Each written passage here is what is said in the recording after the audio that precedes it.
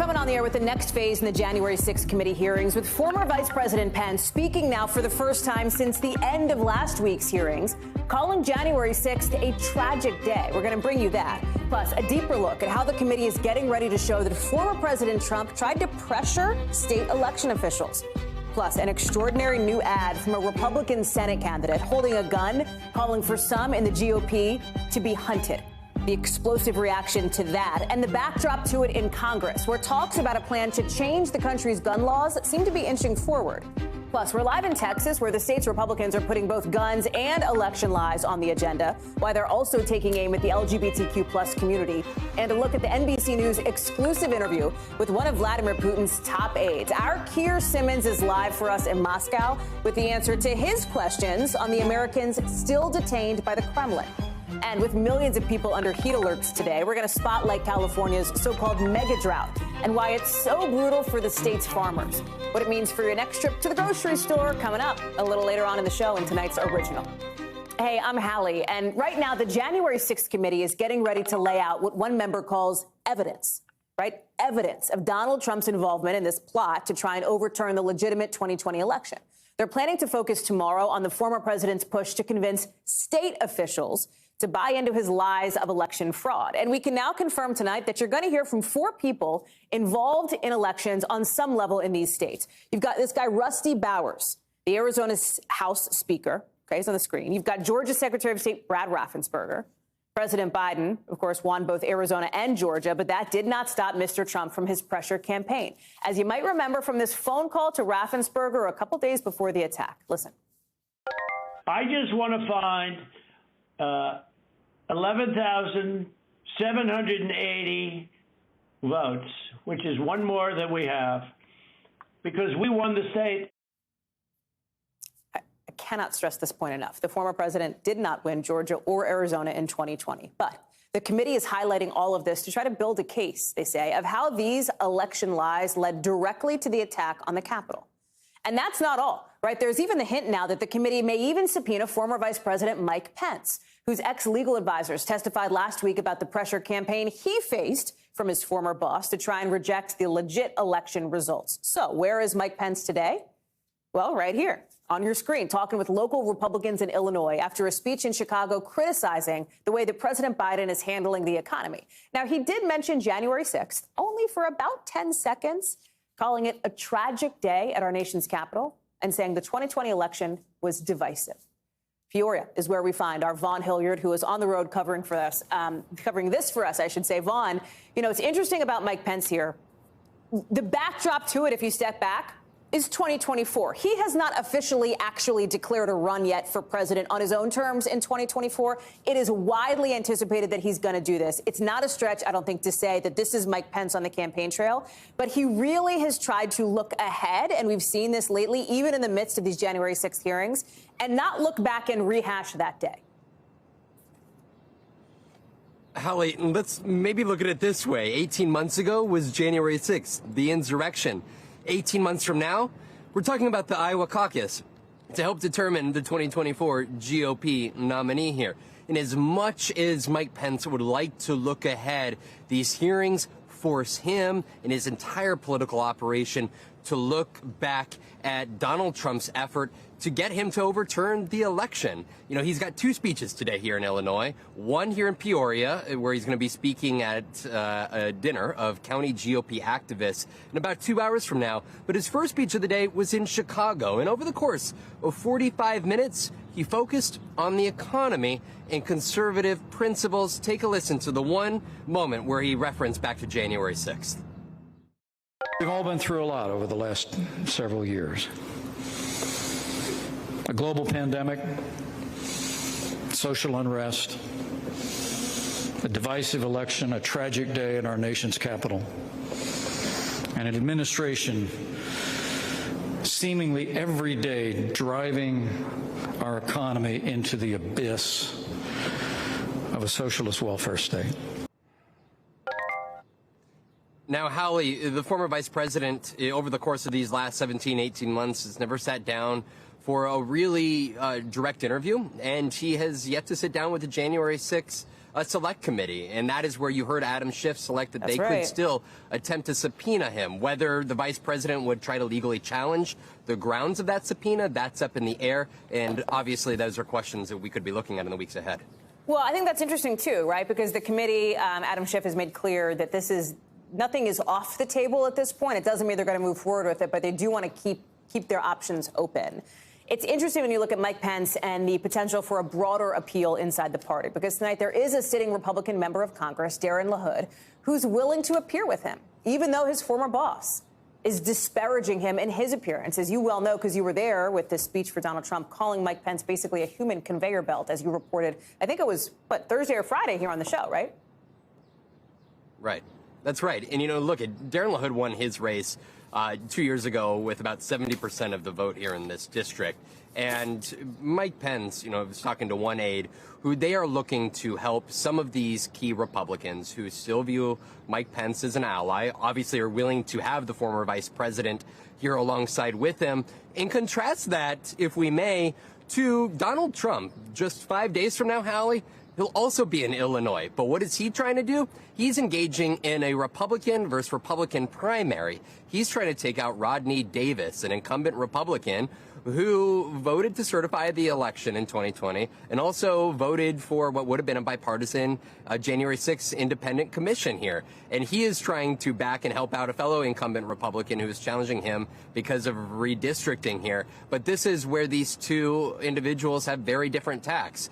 Mike Pence is trying to find the allies that he can within the party, whereas Donald Trump is, if we may, trying to purge those who have worked in his mind against him in the past. I want to talk about tomorrow here, Vaughn, because I've spent, as you well know, part of my day sort of re-prepping again for tomorrow because it'll be part of that special coverage on a couple of networks. You've got Brad Raffensperger, who we mentioned. We have, obviously, that Arizona state election official we mentioned. There's Raffensperger's top deputy in Georgia, Gabe Sterling. But what's interesting is we're going to hear from another election official, and she is somebody who is at the center of this, frankly, conspiracy theory surrounding what may have happened to ballots here. Our own Ben Collins has done extensive reporting on her and her family. Tell us more a little bit about this, because I think this is going to be really interesting to folks as we look ahead to what we'll see 24 hours from now. Right. This is where this investigation has so many arms to it. You're talking about conspiracy theory involving this one election worker and the idea that ballots were stored inside of this bin and then used to change the outcome in Fulton County. Of course, that's false. It's not real. It is a conspiracy theory here. But then you've also got the likes you're going to be hearing from Rusty Bowers, who is the current Arizona House Speaker, who was under pressure along with other local county officials and state Republicans in Arizona to hand authority to the state legislature, essentially throwing out Joe Biden's 11,000 vote win in Arizona and getting the Republican-led legislature to select a Donald Trump-aligned slate of electors to send it in. And it was on December 4th in which Rusty Bowers said, quote, "It would violate that oath, the basic principles of Republican government and the rule of law if we attempted to nullify the people's vote based on unsupported theories of fraud." 18 months after the Arizona Republican Speaker has released that statement, he's finding himself on Capitol Hill, and he is expected to lay out just the details of just what that pressure campaign looked like by former President Trump, as well as Rudy Giuliani and others. Vaughn, live for us in Illinois. Vaughn Hilliard, thank you. We'll be seeing Vaughn and the rest of our team tomorrow during our special coverage of the January 6th hearing. That's starting at 12:30 Eastern right here, however you're watching on NBC News Now. So listen, guess what? You might be happy to hear me say this. A little bit of good news when it comes to gas prices. Hey, President Biden might make it even better. Here's the deal. The national average has dipped below $5 a gallon, okay? It's not amazing. It's still $4.98, but that's better than $5.02, right? It's still up 40 cents higher than a month ago. But look at this. This is President Biden on the beach in Rehoboth today saying he's looking at giving us all a federal gas tax holiday. That means the price of gas could go down 18 cents. That's how much it would knock off, basically. There is, of course, a catch. There always is. This money for a gas tax holiday would come from a pot of cash used to build roads. The energy secretary says that is a challenge. President Biden saying he hoped to make a decision on that by the end of the week. And while the administration is kind of struggling with how to get a handle on those high gas prices affecting your summer road trips, the alternative to driving to your destination is standing in a line like this. Does that sound like a nightmare? Maybe. You've got airlines still trying to get things back on track today after thousands of flights were canceled or delayed over the holiday weekend, which also, by the way, happened to be the busiest travel day of the year so far. Nearly 2.5 million people traveled through TSA checkpoints on Friday. And throughout the weekend, there were 3,500 plus flight cancellations. Today, it is far better, 350. Right? You see it there, some 13,000 delays. Emily Aketa joins me now from Newark Liberty International Airport.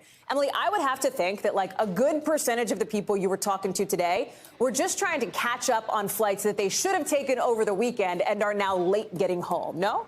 Well, Newark Liberty International. Yeah, we're seeing a bit of it all today, and you can really get the sense of being on the ground here that people's frustrations are absolutely mounting. You mentioned more than 3,500 cancellations across the country since Friday. Yesterday alone, nearly 1,000 flight cancellations. And it's especially aggravating for those passengers when a cancellation costs you, sentimental milestone, an important meeting, some kind of event that you're trying to get there by a certain deadline. And that was the case for one woman I spoke with who was supposed to be flying out of Philadelphia today, but her flight was canceled. The next available seat wasn't until tomorrow. And so she took an Uber and a train to get here to Newark in order to make it home in time to see her son before he was deployed. So many people with stories like this can empathize with these types of things. Take a listen to hear from some more frustrated travelers. I would never, ever travel Delta again. They really need to be held accountable for this. Usually it takes 3 hours and 15 minutes. It took 6 hours and a half. We wait in the plane. I have kids. It was a real bad experience, to be honest. I have faith in airlines. They've been through this for decades, so they have good systems to manage it. So airlines repeatedly blame things like air traffic control and bad weather, but many have also acknowledged the impact of staffing shortages. Remember, thousands of employees left the industry throughout the pandemic because of the severe lull in travel, and now those airlines are still trying to rebuild their staffing, Hallie. I feel for that woman, right? Like, listen, you're a frequent traveler, as am I. There are a few things more annoying than like having to deal with a canceled flight to get where you need to be going, especially for something as important as that. What I also think is interesting is as this discussion is happening about are we entering a recession, there have been some reports that people are not booking as many flights generally, that maybe people are starting to curb some of their travel down something like 2.3%, according to Adobe. Is that something that you're seeing reflected with the folks that you're talking to? So I think by and large, you're still seeing this pent-up energy, this excitement about getting out and exploring. But you're also finding and talking to travelers here, people who are considering shifting their travel plans for a number of reasons. One, you look at the cost of travel. An average round-trip ticket right now is pushing $400 for the month of June. And then you think about that these flights, these expensive flights, they're putting out big bucks for them, and they're not necessarily even getting to their destination on time. So it will be interesting to see the number of travelers fluctuate over the coming months, Hallie. Real quick, I want to ask about this gas tax holiday, because I think this is something where people's ears perk up when they think, oh, the president might make a decision on this. There are definitely some pluses. Knocks nearly 20 cents off a gallon, right? That's a plus. But it's kind of complicated, and there are some other options on the table, too, right? Yeah, absolutely. It's one of a number of things they're considering. Another thing is this sending out a gas rebate card to people. But it does appear that the more serious consideration is putting this pause on the federal gas tax. And you think about it, with gas hovering around $5 a gallon, that's certainly an obvious plus there if you can shave off some 18 cents or something around there, especially as millions are planning to head out on the roadways ahead of the July 4th weekend. But it doesn't come without costs. You think about where does that tax typically go? It goes to major roadway projects, so there has been some concern expressed along those lines, Hallie. Emily Aketa live for us in Newark. Emily, thank you. To an extraordinary video now released online today from a candidate running for the Republican Senate seat in Missouri, basically running for the nomination to be the Republican to represent Missouri in the Senate. We're talking about this guy, Eric Greitens. He's also the former governor, by the way, seen in a new campaign ad carrying a gun, encouraging the hunting of RINOs, right, which is like political jargon for Republicans in name only, R-I-N-O, Republicans who are perceived to be not loyal enough to the party. These are screen grabs from the ad, right? We're not even showing you the whole thing. It is considered to be pretty violent. And in fact, Facebook and Twitter have both taken action against the ad, too. You can see men in military gear busting in what looks like an abandoned house. Twitter says it violates the platform's rules on abusive behavior, but they're keeping it up for the public interest. Facebook has taken it down altogether. The backdrop to this, right, is what's happening across the country and in Congress, right? The holiday weekend saw 9 more mass shootings across the country, according to the Gun Violence Archive. which defines a mass shooting as something in which 4 or more people are shot or killed, not including the shooter. And then on the Capitol, Senate negotiators are keeping up with these discussions about a potential gun deal, right? Some kind of legislation saying that the written text could come any day now. Hallie Vitale is joining us from the Hill. Okay, Hallie, let me start with this Eric Greitens ad. And let me say ad, it's not airing on television right now. It's only online. I think that's important context for people because there has been some criticism that perhaps this is simply meant to get attention, right? His campaign manager told the New York Times, we've reached out, that anybody who doesn't get the metaphor is, I don't want to misquote, but it's something like is either not telling the truth or missing the point. I guess trying to say that this is a metaphor. But this is getting so much attention today, Hallie, from both sides of the aisle. Yeah, and rightly so. It's outrightly encouraging political violence at a time when political violence is at an all-time high. Threats to lawmakers were up over 100% between 2017 and 2020. And lawmakers here in this building that I stand in every day get threats when they reach across the aisle, when they vote for bipartisan infrastructure bills that would just literally put money towards funding roads and bridges. Things are at a fever pitch here. And when you see ads like this one encouraging that kind of political violence, it's concerning. It's why you're seeing Facebook take it down, and it's why there's so much criticism, and it's why we're not showing you the video. And when I say both sides of the aisle, that is the case, Al. Yeah, it's definitely true. I mean, we also in the past few weeks have seen Supreme Court justices be protested and get threats, so much so that you had to have Congress, the Senate and then the House, vote to pass a bill that would give more security to Supreme Court family members because of the high fever pitch. Of course, we have people like Steve Scalise, who was wounded in that shooting at a baseball field in 2017 that was also politically motivated. So this is not a left or right issue. This is just something that is happening on the fringes of both parties. These threats are, frankly, pretty scary. I do think the thing to point out in relation to Eric Greitens is who this person is. He's a disgraced former governor of Missouri who had to leave office because he was being charged with potential ethics violations. He was in the midst of an alleged affair in which he tried to blackmail the woman that he was allegedly sleeping with. All of this was wrapped up in it. And then I will say today, after this ad came out, I had a source in Missouri say to me that this jogged a memory that he had of something that was filed in an affidavit by Greitens' ex-wife, where she says that there was a point where people were so concerned about him, not just her, but other people around him, where they tried to intervene so that he couldn't have access to his firearms, I think at 3 various points in 2018. So this is not someone who is, you know, he's the MAGA faithful, he's in Trump's orbit, the former president has flirted with endorsing him, but he's also not some fringe figure in Missouri politics. This is the former governor of the state. Backdrop to that piece of backdrop, right, Hallie, is what's happening in the building where you're standing. And this discussion now more broadly in the wake of some of these horrific shootings, particularly Uvalde in Texas, in this country, discussions around, do we change the country's gun laws? That's what some of these senators are trying to work out. I know that you're being told, and your team's being told, it's like 98% done. What's up with the other 2%? Because it feels like every day we come on here and we say, hey, any day, could be as early as today, we're going to get this text so the process can move forward. Yeah, I know. That 2% is either like really, really close or 2% is really meaningful. And I guess we're going to see in the next few hours, because we were told that we could get the gun text by the end of the day today. If they do that, they're on track with that idea of being able to put those through the Senate, get a vote on it by July 4th. That's when they all head out of town. That's their arbitrary deadline. But yes, what my source told me is that they are 98% of the way there, and that the things that were up for debate, like the boyfriend loophole, closing the boyfriend loophole, as well as red flag laws, that those issues have been resolved. We're not sure in what capacity, but it could be that in the next few hours we find out, or we move to tomorrow where we have this entire conversation again and the cautious optimism renews and the negotiations continue. Hallie Vitale, live for us on Capitol Hill. I guess you'll be watching, as we all will, over the next 24 hours. Hallie, thank you. Yeah. To an NBC News exclusive now. And this one is a biggie. Our Keir Simmons sitting down today with the press secretary for the Kremlin, a guy named Dmitry Peskov. They covered a whole bunch of things. You can see Keir here with Peskov, including what is going on with WNBA star Brittney Griner, who's been held in Russia now for months. She was arrested, remember, after cannabis oil was allegedly found in her luggage. But today, Peskov says Griner broke the law. Listen. The special presidential envoy for hostage affairs is now leading the U.S. effort to secure Brittney Griner's release.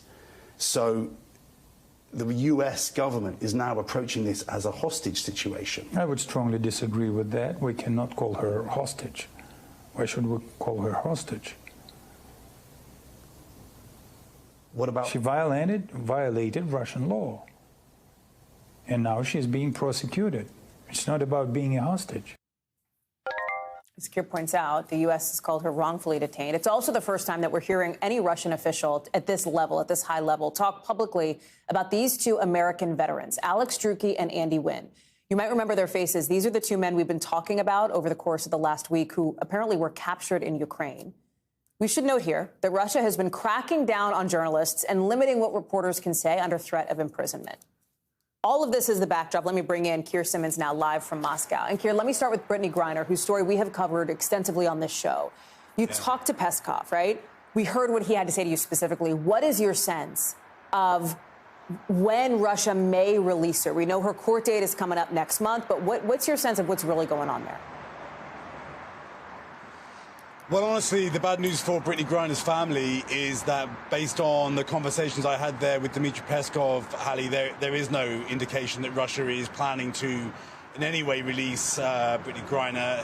Look, I put to him a report by the TASS news agency here in Russia, which was based on unnamed sources, which suggested that Russian officials were hoping to exchange Brittney Griner for an arms shipment dealer who's been jailed in America, Russian, for 25 years. Now, many folks are going to see that and they're going to say, well, hold on a minute, Brittney Griner, who allegedly was found to have a vape with hashish oil versus someone who faces those very serious charges, what kind of exchange would that be?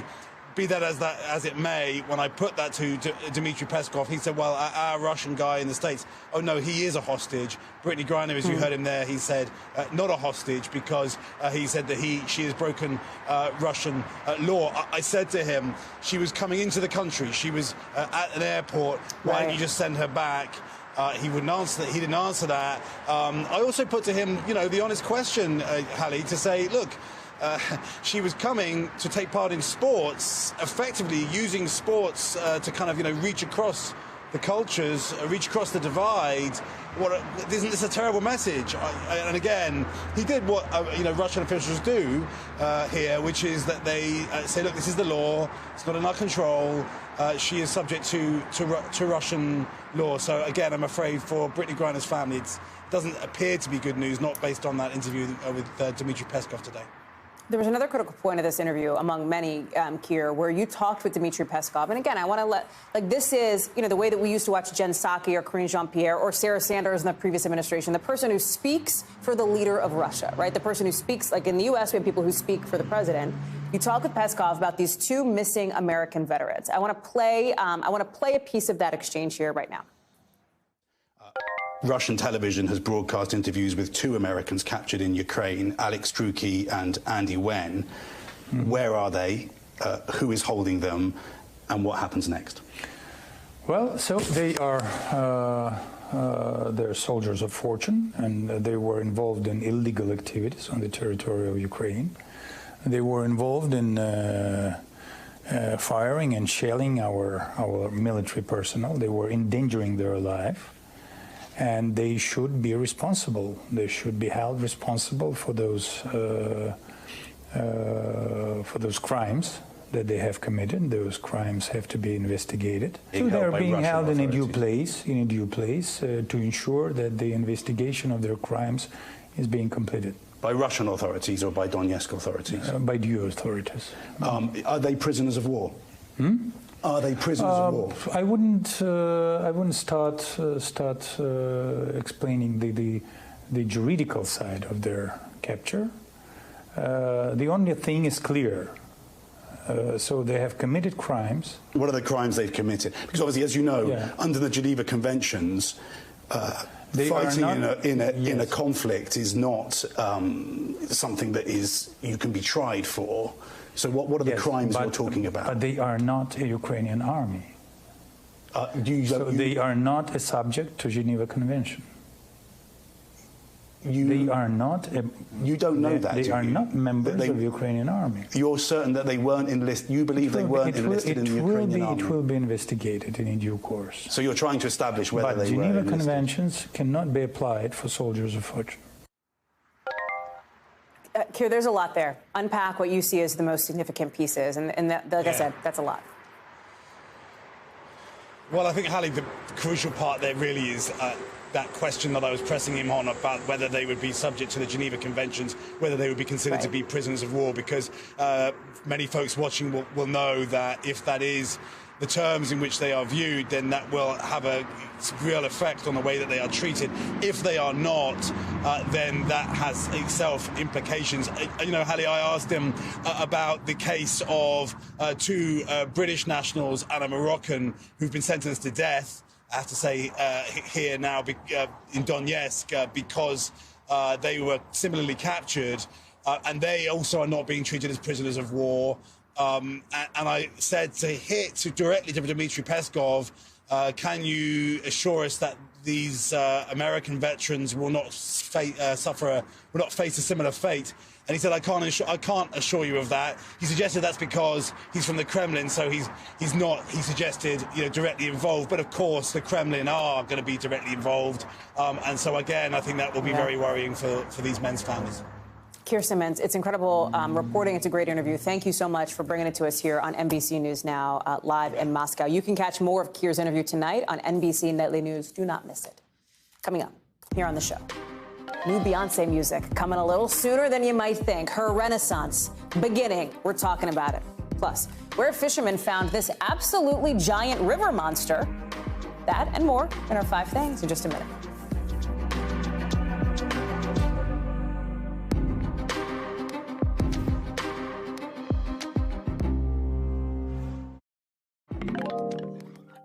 So sort of a split-screen moment playing out here in D.C. and in Texas right now, right? We told you the January 6th committee tomorrow is going to focus on former President Trump and this pressure campaign on states to spread his lie that the election was stolen. Okay, other half of the split screen. What's going on in Texas? Well, first of all, that life-size figure at the Republican State Convention there, they drafted a resolution that frankly buys into that lie about election fraud. It actually rejects the outcome of the election that Joe Biden won. With part of this resolution reading, we hold that acting President Joe Biden was not legitimately elected by the people of the United States. Again, he was legitimately elected by the people of the U.S. Joe Biden was. Part of his platform also taking aim at the LGBTQ plus community, calling homosexuality, quote, an abnormal lifestyle choice. Supporters also going after 2 of their own, heckling Texas Republican Congressman Dan Crenshaw in a hallway, calling him a traitor, an eye patch McCain, a term that's been used against him. They also booed their own Republican Senator John Cornyn for his bipartisan talks on guns, the ones that he's involved in. Listen. May God continue to bless our great state of Texas.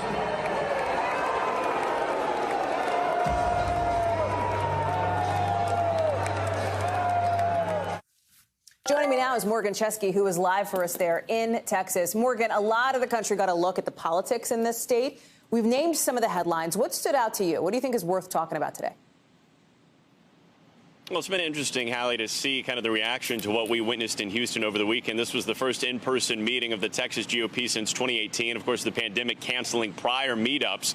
And we really did get a sense of where the party stands right now as they voted on this platform with dozens upon dozens of those party planks that you mentioned earlier, saying that homosexuality is an abnormal choice, essentially saying that President Biden was an illegitimate win with the presidency, and also publicly censuring Senator John Cornyn for those bipartisan works. The votes were taken, Hallie, on this party platform in an effort to kind of make it public as to where the Texas GOP stands right now. And I think it's left a lot of people realizing just how far right the party has become. Although I should point out that there were about 5,000 delegates in attendance. There were 10,000 people invited to attend in Houston in a state of 30 million people. So, consider the numbers there. That said, all eyes, of course, on Texas as one of the, Republican states that, like Florida or Iowa right now, are drawing a lot of scrutiny as to where their stances are taken. And so I think a lot of people are going to be left waiting to see how many of these party planks that were voted on over the weekend actually translate to policy going forward, but certainly drawing no shortage of eyes here. Hallie? The stance on homosexuality, too, the party went so far as blocking a group called the Log Cabin Republicans. This is a group representing LGBTQ plus Republicans. They couldn't have a booth at the convention. And Donald Trump Jr., right? And again, You look at the Trump family, he stood up for this group, and he said this is like canceling allies, basically, people who stand with the GOP. You look at the broader context here, and I think this is really important. It's out of step, right? This move is out of step with where Republicans specifically are, and people can see it on screen in this third bullet point here. The majority of Republicans support same-sex marriage. This is, it feels, Morgan, like an example of where the Texas state Republican Party is out of step with national Republicans on this issue. It certainly seems like something you would have heard years and years ago, Hallie. The Log Cabin Republican group not able to have their event inside that main event hall. Instead, they were forced to have it days earlier from the big weekend event in essentially a hallway. They have put out a statement I'd like to share with you, kind of in response to this snub from the event, saying in part, Texas Republicans just saw on Tuesday night what happens when the party includes new faces and voices. A Democrat-held seat was flipped for the first time in nearly 100 years by a conservative Mexican woman. It's clear that inclusion wins, which makes the Texas Republican Party leadership's decision to exclude the Texas Log Cabin Republicans from their convention not just narrow-minded, but politically short-sighted. That Democratic-held seat that they mentioned that was flipped by that Mexican woman who is a Republican conservative, Mayra Flores, that is in South Texas. She'll hold that office before running again. It was a special election after the incumbent vacated the position, but it certainly drew a lot of eyes, Hallie, with the South Texas region predominantly being a Democratic stronghold up until relatively recently. Hallie? Talked about it here on the show. You're right. Morgan Chesky, it's great to see you in the field out in Texas. Appreciate it. Thanks for being with us. Let's get you over to the 5 things our team thinks you should know about tonight. Number 1, on Sunday, Gustavo Petro won Colombia's presidential election. He'll be the country's first ever leftist leader. He's promised to fight inequality with things like free university education and some reforms to the pension system there. Number 2, today, a court in Japan upheld the country's ban on same-sex marriage. 3 same-sex couples had argued they've been discriminated against illegally. They say they do not have the same legal and financial benefits as straight couples. The court said the current rule is not unconstitutional because their constitution defines marriage as something between a man and a woman only. Number 3. Take a minute. Just look at whatever this is, this humongo thing. Could you imagine catching that when you were fishing? Somebody in Cambodia did. It's the biggest freshwater fish ever caught. It is a stingray. Like, you can tell it has that shape. It is 661 pounds, right? It's 13 feet long. Scientists are like, we don't even know much about this kind of stingray. They tagged it before they released it back into a river so researchers can kind of like keep an eye on it, learn more about this massive species. Number 4, Lightyear didn't really blast off as much as expected in its opening weekend. The Toy Story prequel waked in about $51 million in ticket sales in the U.S. and Canada. That was below what industry analysts thought, that it was going to bring in like $70 million. Universal's Jurassic World Dominion, which opened a week before Lightyear, was actually the #1 movie at the box office with about $58 million in ticket sales. Number 5, guess who's dropping a new single tonight? Beyonce. It's called Break My Soul. It's from her new album, Renaissance. I know if you're on the East Coast, you're going to stay up late. If you're at the West Coast, it's a good little after-dinner cap. Midnight Eastern is when it comes out. The full album drops on July 29th. We got you covered for all your Queen Bee news on this show. Thank you so much. When we come back, celebrations all across the country for Juneteenth, but in a lot of states, it's still not an official holiday. We'll show you where and tell you why next.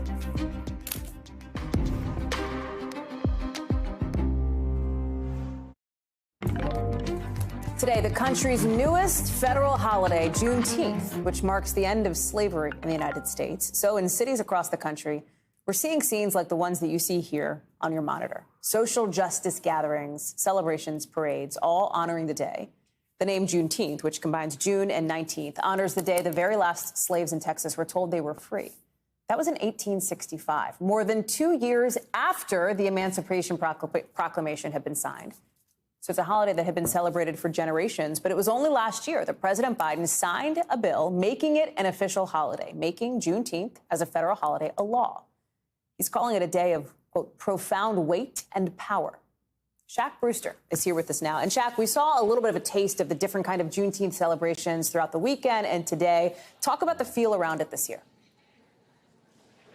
Yeah, there's a range of celebrations and commemorations for Juneteenth. For example, today at the Field Museum, they had free entry for Illinois residents. That's something that usually comes or requires a $30 ticket for people who want to come here. They had different programming, a talk, a panel discussion about African Americans and the struggle in this country and the progress made since the Emancipation Proclamation and since the Juneteenth holiday. But through this weekend, you saw big celebrations. I'm talking about parades. There were bike rides, beach bashes, barbecues, people going out and wanting to enjoy this holiday. I want you to listen to a conversation I had, and I want you to listen to this one because it explains the impact of simply making this a federal holiday on someone who is now going out and celebrating it.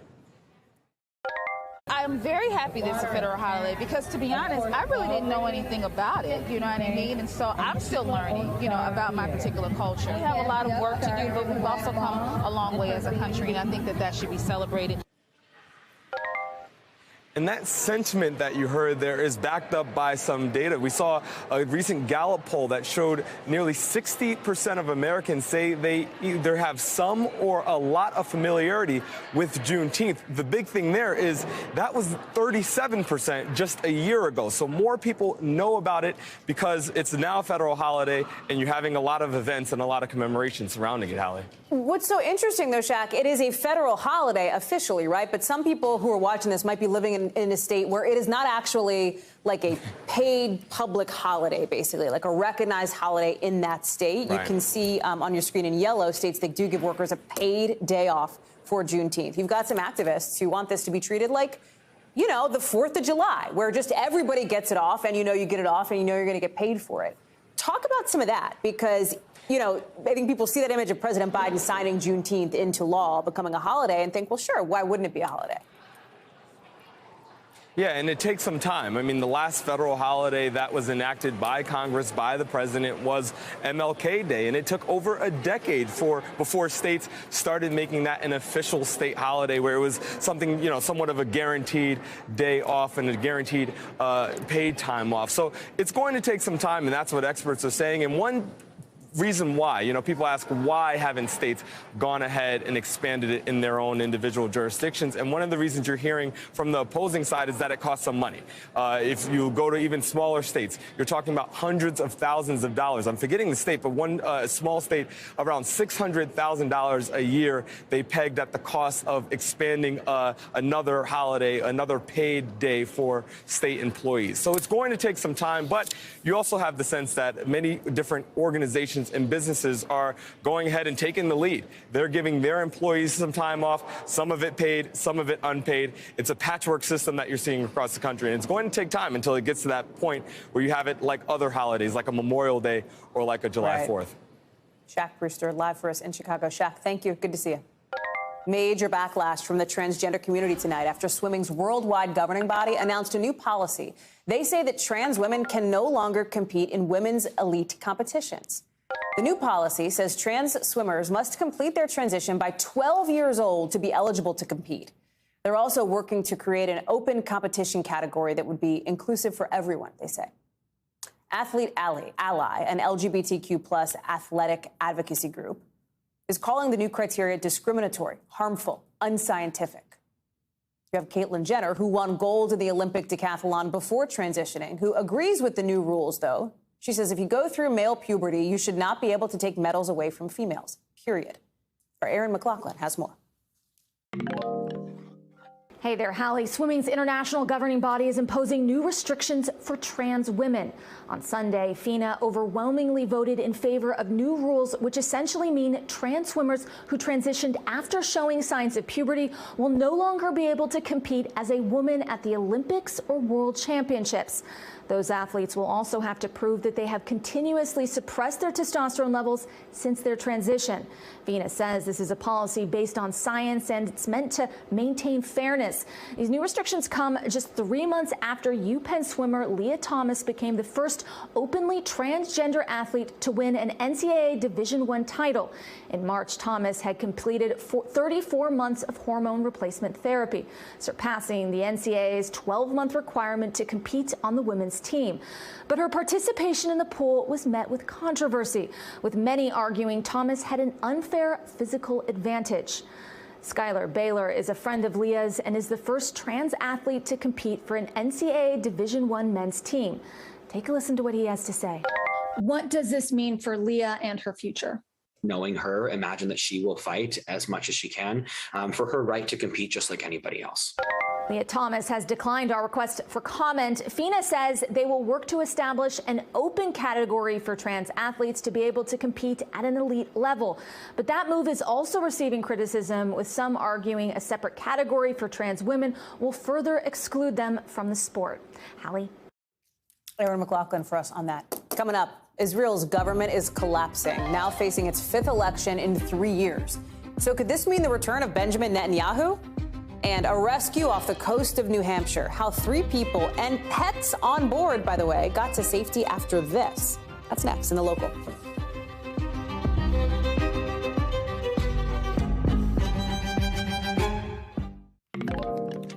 NBC News covers hundreds of stories every day, and because you couldn't possibly read or watch or listen to them all, our bureau teams have done it for you. This is what they tell us is going down in their regions in a segment we call The Local. From our Northeast Bureau, help coming just in time for 3 people, look at this, who had to jump off this yacht burning in a New Hampshire harbor this weekend. There's the couple. They say they smelled smoke.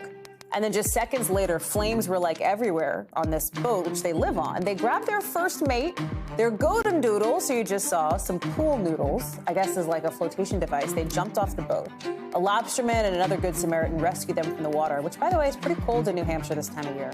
All 3 people and the pups are okay. From our Midwest Bureau, a really nice post-Father's Day story for you. This is Dr. Sophia Roberts helping her dad, heart surgeon Dr. Harold Roberts, in a recent surgery in St. Louis.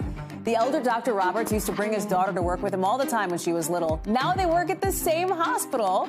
They're doing a surgery together. He says he's looking forward to many more surgeries together. Look at that baby with her stethoscope. This was meant to be. From our West Coast Bureau, the Golden State Warriors celebrating their NBA championship win with thousands of fans this afternoon, just a couple hours ago in San Francisco. Check it out. That's Steph Curry hanging out with his family on top of a double-decker bus. He's having a good time. You know, the Warriors beat the Boston Celtics last week in Game 6 for their 4th championship in the last 8 years. So news from overseas now, with Israel's coalition government dissolving parliament today and calling for a new election. The 5th election now, this will be, in just the past 3 years. The current prime minister, Naftali Bennett, saying it wasn't an easy move to make, but called it, in his words, the right decision for Israel. The new round of elections is going to happen later this year, and it may mean the return of Benjamin Netanyahu, the former nationalist prime minister. Opinion polls forecast that his hardline party could once again emerge as the biggest.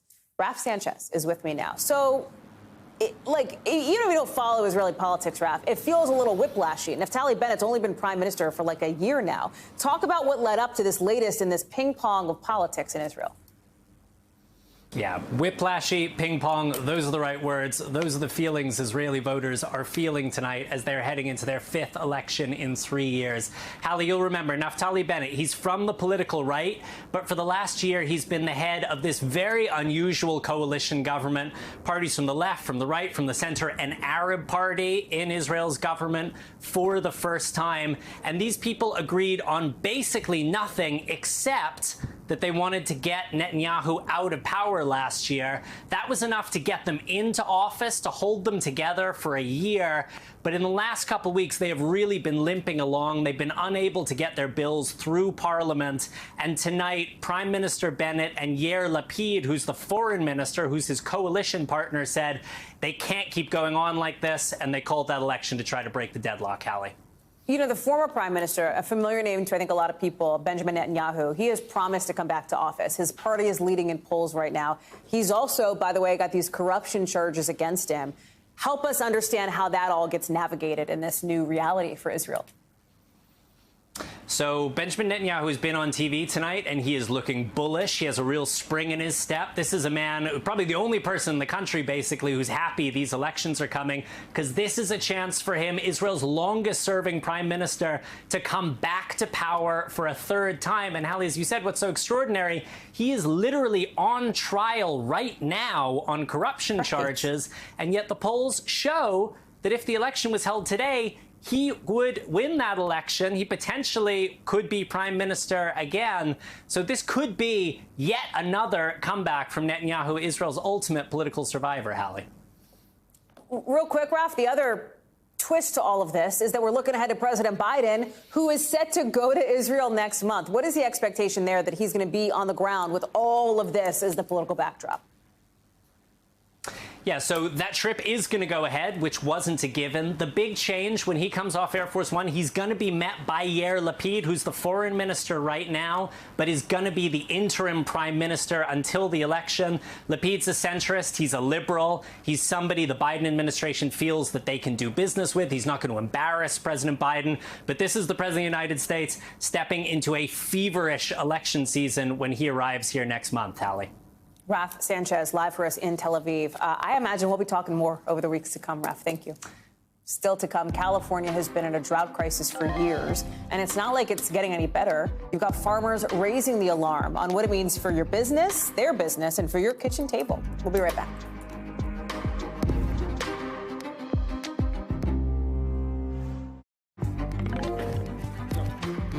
If it's not hot where you are, just wait, because there is a heat dome settling over the country that could affect where you live. Look at this, right? 10 million people are under heat alerts.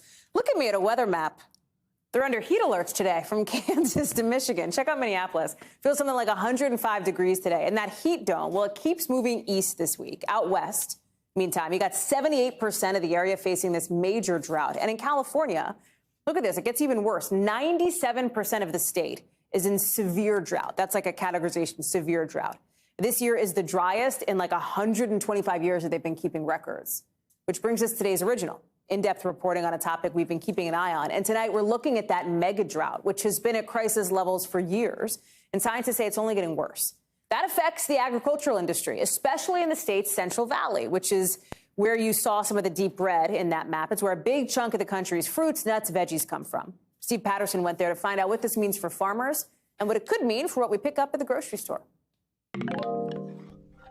Farm owner Gary Bean has spent his entire life in agriculture, but he's never lived through something like this. Of the more than 1,200 acres that make up his farm, more than 600, half, is left fallow. Is that heartbreaking? It's stressful because I know what I can do if I have water to grow the crops, and I feel like I'm spinning my wheels. For most of California, the years-long megadrought is a slow-motion disaster. 97% of the state is under some measure of drought emergency, from severe to exceptional. But in the state's Central Valley, where 40% of all the fruits and nuts in the nation are grown, the economy is spiraling. Have you ever had this much of your farm left fallow? No, not since we've been on this farm since 1972. We haven't, no. The lack of fields to work means less work to go around. Farm workers are leaving the region in droves to find sustainable jobs. Gustavo Morales grew up on the bean farm. His family lives on the property. His dad is the foreman. But with limited opportunity, he says he has to make the right decision for his children and will soon leave for another job. Just kind of bad. Why? Need water, for it to grow. Been here all my life, Have you ever seen a drought this bad? No, like this. Not right here. Other places, like they have workers and they let them go because they don't have work for them, and it's different in other places. The agriculture industry here in California is the largest in the country. They average about $50 billion worth of annual revenue. But because this drought has been so severe for so long, growers have had to cut back, which has led to a lot of pain both here on the farm and at the table. Miles away, in Fresno, California, Rosie's, a farm-to-table Mexican restaurant, lives and dies by local agriculture and the availability of fresh produce and livestock. How is business now? Now it's a little bit hard because, the prices for the meat and it's a little bit high. And because her customers, many of them families of farm workers themselves, are also suffering, she won't raise prices. What makes you stay? Because I love the people, I like my job, and I try to stay. Far beyond the country's breadbasket, in produce aisles from coast to coast, where inflation and gas prices are already forcing everyday Americans to make tough choices, experts say those fallow fields will have a huge impact. This drought, 2022, is terrible. And everybody should recognize that. It really is disastrous. It's disastrous for farm workers. for farmers and their communities. The rest of us will notice in our food prices for the kinds of things that are specialty crops in California. Think of asparagus, think of cherries this spring. A little later, think of carrots and other fruits and vegetables, and those prices will be a bit higher. A painful reminder of resources scarce, poised to pinch all Americans with no relief in sight.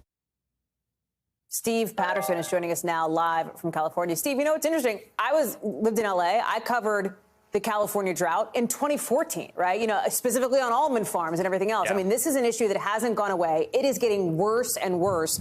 I wonder, like, what are farmers trying to do differently now?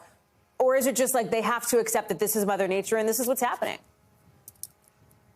It's a little mix of both. So they're doing a few things to try to mitigate, right? I mean, first, look around. This is one of the fallow fields that are now covering this stage. So Gary Bean, who I talked to in that piece, this is his farm. 1,200 acres here, 600 plus is now left fallow, just like this field. He would like to plant some onions or tomatoes or melons.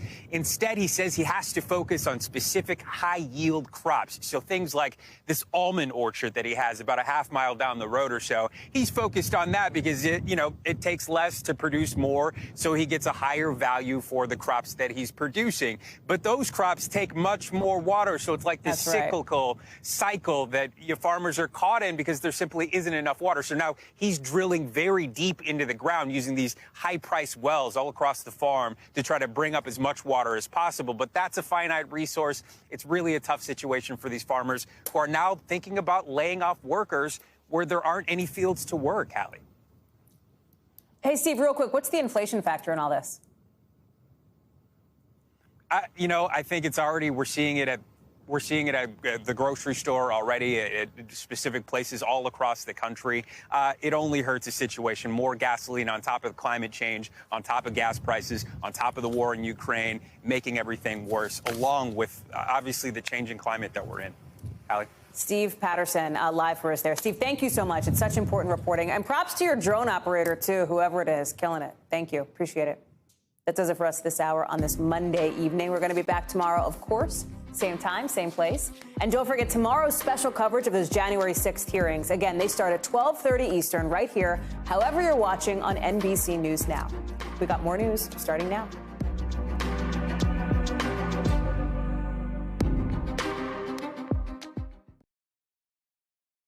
Thanks for watching our YouTube channel. Follow today's top stories and breaking news by downloading the NBC News app.